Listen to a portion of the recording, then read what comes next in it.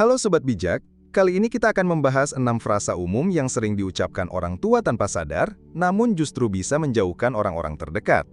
Kata-kata ini, meski tampak sepele, bisa menciptakan jarak, rasa bersalah, bahkan rasa kasihan, alih-alih kedekatan dan rasa hormat. Dengan mengenali dan mengganti frasa-frasa ini, Anda bisa membangun hubungan yang lebih hangat, penuh kasih, dan bermartabat. Mari kita mulai. 1. Frasa aku hanyalah beban. Salah satu hal paling merusak yang dapat Anda katakan setelah usia 70 adalah ini. Aku hanyalah beban. Kalimat ini mungkin muncul dari rasa lelah, sakit, atau kerentanan yang mendalam. Namun tanpa disadari, ucapan ini bisa menjadi beban emosional bagi orang-orang di sekitar Anda. Alih-alih membuka ruang untuk kedekatan, kalimat ini justru menimbulkan rasa bersalah, ketidakberdayaan, dan jarak secara emosional. Ketika Anda mengatakan bahwa Anda hanya beban, yang orang lain dengar adalah kehadiranmu tidak seharusnya ada di sini. Atau bahkan, cintamu tidak cukup berarti untuk membuatku merasa berharga. Ini bisa sangat menyakitkan, bukan karena mereka tidak peduli, tetapi karena mereka peduli terlalu dalam. Mereka ingin membantu, ingin hadir, ingin mencintai Anda tanpa merasa bahwa cinta mereka justru membuat Anda merasa semakin tak berharga. Kebanyakan orang yang menyayangi Anda tidak menginginkan kesempurnaan. Mereka hanya ingin tahu bahwa kehadiran mereka memberi arti. Dan ketika Anda meremehkan nilai diri Anda, itu bisa membuat mereka merasa seolah-olah usaha mereka tidak cukup, seolah-olah mereka gagal, padahal kenyataannya mereka sedang berjuang untuk menunjukkan cinta mereka. Sebagai gantinya, cobalah katakan, "Terima kasih sudah ada di sini," itu sangat berarti. Kalimat ini sederhana, namun syarat makna. Ia mengandung rasa syukur, penerimaan, dan penghargaan. Sesuatu yang memperkuat hubungan, bukan meruntuhkannya. Ucapan ini memberi ruang bagi kasih sayang untuk tumbuh dan mengalir di kedua arah. Ingatlah, Anda bukan beban. Anda adalah sosok yang telah menapaki perjalanan panjang hidup, penuh cerita, pengalaman, dan kebijaksanaan. Jangan biarkan satu frasa mereduksi semua itu. Ucapkan kata-kata yang mengingatkan diri Anda sendiri dan orang lain bahwa Anda tetap berharga dan layak dicintai. 2. Frasa dulu di zamanku. Beberapa frasa menciptakan jarak yang lebih besar antar generasi daripada kata-kata dulu di zamanku. Sekilas, ini mungkin terdengar seperti cara yang tidak berbahaya untuk berbagi kenangan. Tetapi jika terlalu sering atau terlalu tajam digunakan, frasa ini bisa terkesan meremehkan, menghakimu, atau terjebak di masa lalu. Meskipun cerita dari masa lalu memiliki nilai, ungkapan ini seringkali justru menutup koneksi yang ingin dibangun. Ia bisa membuat generasi yang lebih muda merasa sedang diceramahi, bukan didengarkan. Mereka merasa dibandingkan, bukan diterima. Dan jika itu terjadi berulang kali, mereka bisa mulai menjauh, bukan karena mereka tidak peduli, tetapi karena mereka tidak merasa aman untuk menjadi diri sendiri di hadapan Anda.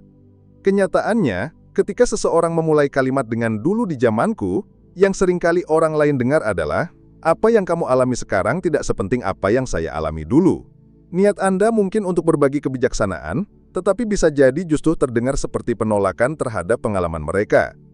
Namun ini bukan berarti Anda harus berhenti bercerita. Pengalaman Anda tetap penting dan berharga. Hanya saja, alih-alih membingkainya sebagai perbandingan atau kritik, cobalah mengatakan, "Saya ingat pernah mengalami hal serupa. Boleh saya cerita sedikit?"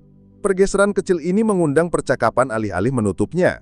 Ini menunjukkan rasa hormat dan menciptakan ruang agar kisah Anda dan kisah mereka bisa berdampingan. Ketika Anda memimpin dengan rasa ingin tahu dan keterbukaan, orang lain akan merasa nyaman. Mereka merasa dilihat dan dihargai.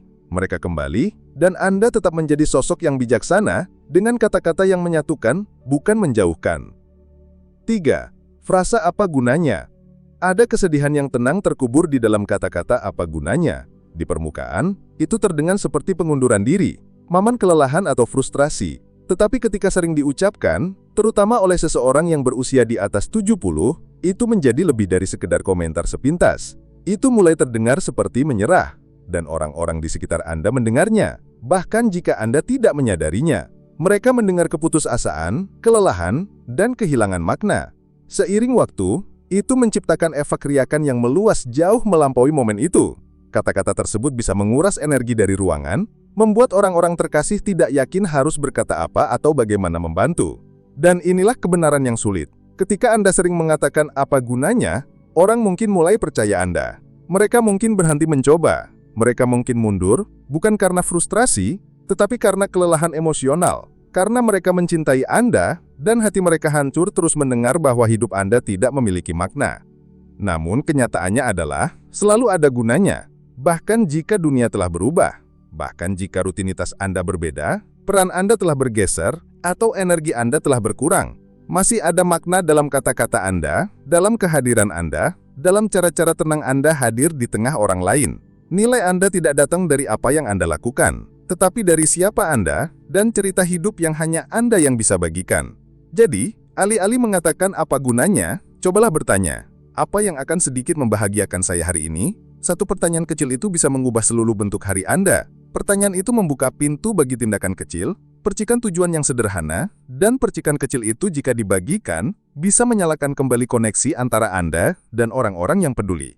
Banyak orang ingin berada di dekat seseorang yang masih ingin tahu, yang masih terus mencoba, yang masih hadir. Bukan karena Anda harus selalu ceria, tetapi karena harapan, bahkan dalam dosis kecil, menarik orang. Harapan mengingatkan mereka bahwa usaha mereka penting, bahwa kehadiran mereka diterima, dan bahwa mereka tidak sendirian dalam menjaga cahaya tetap menyala. Jangan meremehkan kekuatan sebuah pertanyaan. Jangan biarkan frasa ini menentukan hari-hari Anda. Selalu ada gunanya, dan kadang-kadang itu dimulai justru hanya dengan mengubah beberapa kata saja. 4. Frasa, kamu tidak akan mengerti. Ada sengatan tertentu dalam kata-kata, kamu tidak akan mengerti. Sekilas, itu mungkin terdengar seperti pertahanan yang tidak berbahaya, cara untuk melindungi diri dari penilaian, atau menghindari penjelasan yang rumit. Tetapi seiring waktu, frasa ini menjadi semacam dinding emosional yang menjaga orang lain tetap pada jarak aman. Apa yang mungkin dimulai sebagai upaya menghemat energi atau menghindari ketidaknyamanan, perlahan mengirimkan pesan bahwa koneksi sejati tidak mungkin terjalin. Dan ketika Anda sering mengatakannya, orang-orang mulai mempercayainya. Mereka berhenti bertanya. Mereka berhenti mencoba, mereka menarik diri, bukan karena tidak peduli, tetapi karena merasa tidak diinginkan. Saat Anda mengatakan, kamu tidak akan mengerti, mungkin Anda berpikir Anda sedang menyelamatkan seseorang dari beban cerita Anda. Namun kenyataannya, Anda menolak kesempatan mereka untuk menunjukkan kepedulian. Anda memberitahu mereka bahwa empati mereka tidak diterima, bahwa usaha mereka tidak cukup. Dengan begitu, Anda bukan hanya melindungi diri sendiri, Anda juga tanpa sadar mengisolasi diri sendiri. Padahal, orang tidak harus sepenuhnya memahami pengalaman Anda untuk mau berbagi ruang emosional dengan Anda. Koneksi tidak dibangun dari pemahaman yang sempurna, melainkan dari kehadiran, kesediaan untuk mendengarkan, dan ketulusan dalam kepedulian. Dengan membiarkan seseorang mencoba duduk bersama Anda dalam kebenaran yang Anda alami, meskipun mereka tak memahami setiap detailnya, Anda memberi mereka hadiah. Anda memberi mereka kesempatan untuk mendekat dan mencintai Anda dengan cara yang mereka tahu. Jadi alih-alih berkata, kamu tidak akan mengerti. Coba katakan, sulit dijelaskan, tetapi saya ingin berbagi jika kamu bersedia mendengarkan. Pergeseran sederhana ini menciptakan ruang. Ia menghormati pengalaman Anda, sekaligus menghargai usaha mereka. Ia membuka pintu percakapan, meski tidak sempurna. Orang-orang ingin ada di sana untuk Anda. Bukan untuk mengambil beban Anda, tetapi untuk memikulnya bersama. Biarkan mereka mencoba, biarkan mereka peduli, biarkan mereka mengerti, dengan cara mereka sendiri. 5. Frasa, saya terlalu tua untuk itu. Mengatakan, saya terlalu tua untuk itu, mungkin terasa seperti pernyataan yang jujur, bahkan ringan. Tetapi seiring waktu, itu menjadi bentuk pengunduran diri yang tenang, sebuah garis halus yang Anda gambar sendiri. Ketika Anda mengucapkan frasa itu, terutama di hadapan orang-orang yang peduli, itu tidak hanya menutup peluang, itu juga menutup koneksi.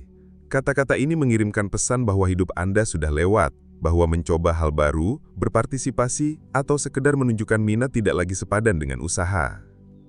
Anda mungkin mengira bahwa dengan berkata demikian, Anda sedang menetapkan harapan yang realistis, tapi seringkali itu terdengar seperti Anda sudah berhenti melihat diri Anda sendiri sebagai seseorang yang mampu merasakan kegembiraan, rasa ingin tahu, atau petualangan. Secara tidak sadar, Anda memberitahu orang lain untuk tidak lagi mengharapkan apapun dari Anda. Dan meskipun itu terasa aman, pada akhirnya itu sangat mengisolasi. Kenyataannya tidak ada usia di mana keajaiban berhenti terjadi.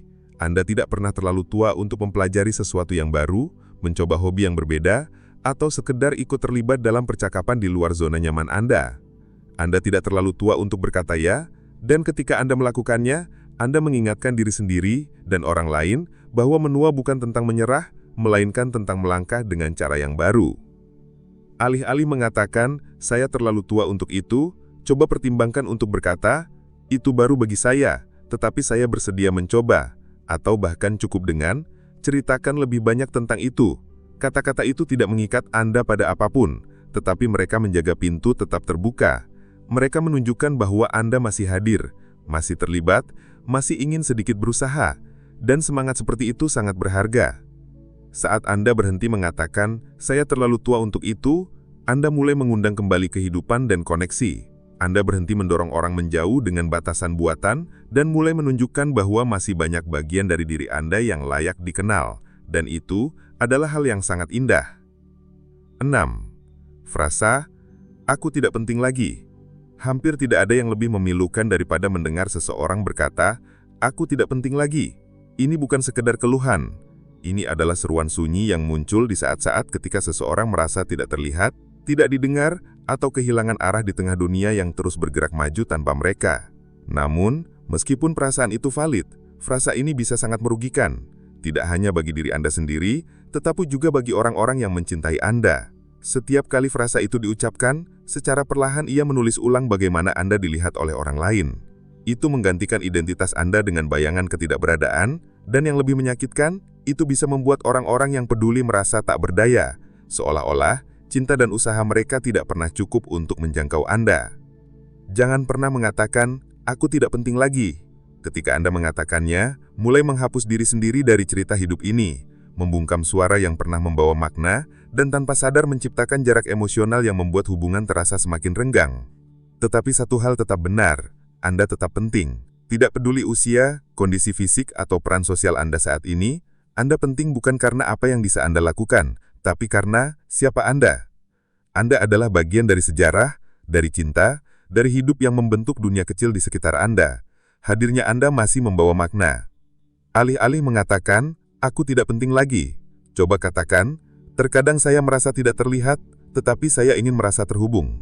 Kalimat ini tetap jujur, namun juga membuka ruang bagi orang lain untuk menjangkau Anda. Ini bukan seruan putus asa, melainkan undangan untuk terhubung, untuk didengar, untuk dicintai. Anda tidak relevan, Anda tidak dilupakan. Bahkan dalam musim hidup yang paling sunyi pun cahaya Anda masih bersinar, dan seseorang di luar sana masih mencarinya. Pada akhirnya, kata-kata Anda mencerminkan bagaimana Anda melihat diri sendiri dan menentukan seberapa dekat orang lain ingin tetap berada di sekitar Anda. Dari 6 frasa yang kita bahas, mana yang paling terasa bagi Anda? Ingat ya, ini bukan tentang menyalahkan diri sendiri, tapi tentang memilih kata-kata yang membangun koneksi, bukan menjauhkan. Anda masih layak dicintai dan dihargai, tak peduli berapa usia Anda. Jika video ini bermanfaat, silahkan like, subscribe, dan bagikan. Sampai jumpa di video selanjutnya.